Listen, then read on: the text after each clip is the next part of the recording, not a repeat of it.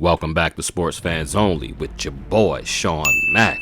Please subscribe to the channel and like the video and share the video. Couldn't do it without y'all. On deck we got some boxing. World-renowned trainer Abel Sanchez is saying that Crawford might not be training in the right manner to fight Canelo, and he's saying that no matter what happened, he think Canelo is too strong for Crawford and that Crawford just don't have enough strength to actually deal with Canelo inside that ring. But for those who are not a stranger to my channel and Sean Mack and boxing, since that fight was announced, the week that it was announced that Crawford was taking on Canelo, I said to myself and I said to everyone that Crawford is going to walk down Canelo and finish him. And everybody hop in my comment section talking about I'm crazy, except the people that agree with me that are Crawford fans.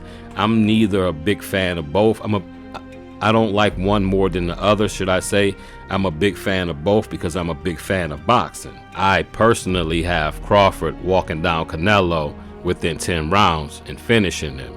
I think Crawford will finish Canelo and Canelo might not fight again.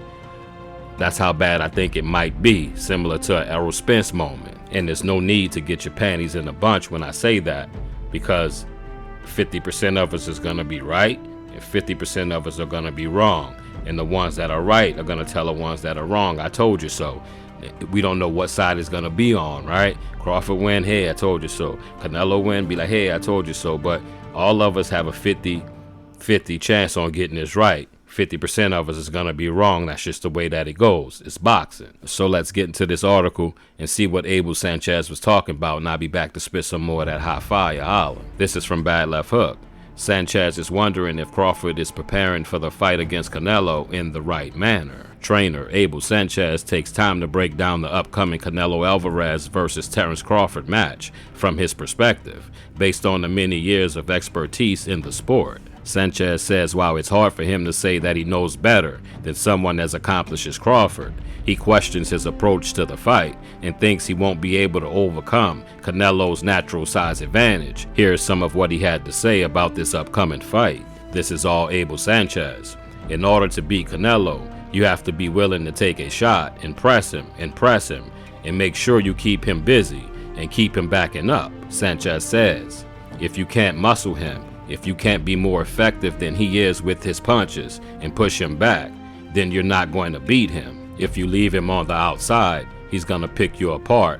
He's going to pound your arms. He's so damn strong like Gennady was. Guys like Bivol who were able to press him and be stronger than him and just keep the activity on him. Those are the kind of guys that are going to beat him. And he continues, Terence, I don't care if he goes up 200 pounds, doesn't have that in time. If he would have fought 3 or 4 guys already at that weight and build up his work ethic and strength by competing and beating guys at that weight, then I could see it. But he ballooned up to whatever it is he is, which in my opinion is the worst thing he could have done. But then again, who am I to question a Hall of Famer like that, right? But if it would have been me, I would have kept him at 170, the weight he's going to fight at. That way he wouldn't have to lose nothing. He'd be as strong as he can be at that weight. Instead of, from what I'm understanding, he's in the 90s. If he is, maybe that's just hype. I don't know. But if he's in the 90s, he's going to have to drop down to the high 60s. That just doesn't make sense to me. And Abel Sanchez finishes up with this.